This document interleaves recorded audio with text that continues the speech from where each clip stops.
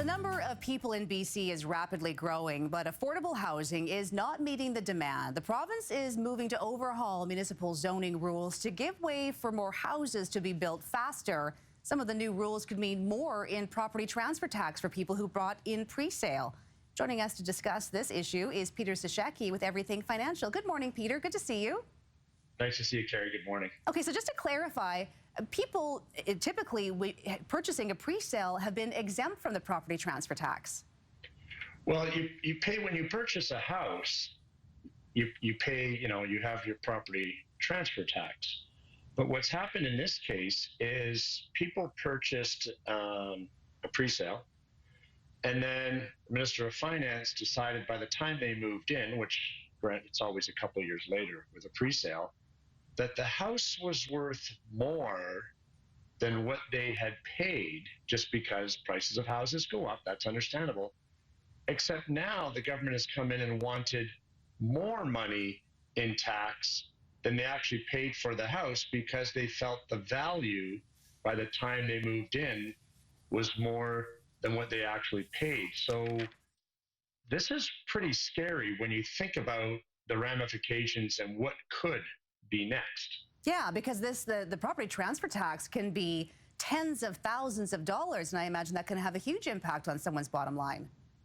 It can, and these people got bills, depending on the price of the house in this subdivision, of $4,000 to $5,000. But it's an arbitrary number that the government has put on. We think your house is worth this. So let me ask you this, Carrie.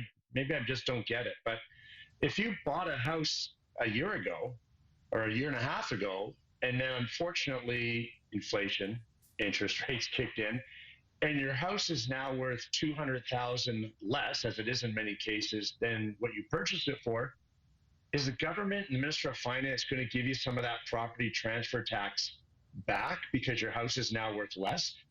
Because that's what they're doing in reverse, and that's just not fair, because it's your money and they're putting their hands in your back pocket, in your wallet, and taking money out. Right. So for anyone who might have overpaid for their homes, Peter, can they be allowed to claim overpayment of property transfer tax from the government? No. And that's what's ridiculous. If you buy a house and you strike a good deal, this is what's next. Now the government says, ooh, you got your house too low of a price. You didn't pay enough property transfer tax. We think you should have paid $1.5 million for your house instead of 1.2.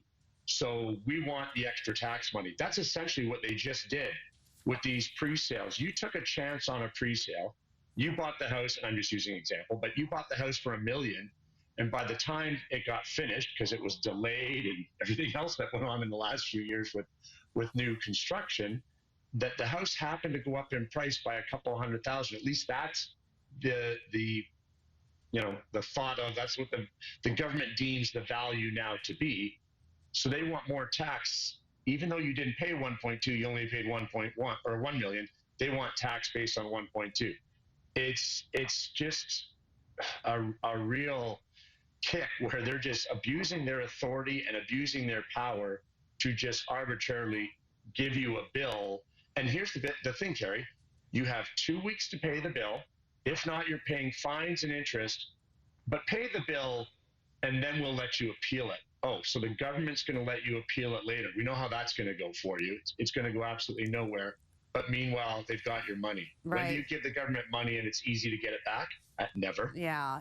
Peter, I'm sure it's going to put a lot of people in a precarious situation. Thanks for joining us this morning to highlight some of those issues. Thanks, Carrie. Have a great day.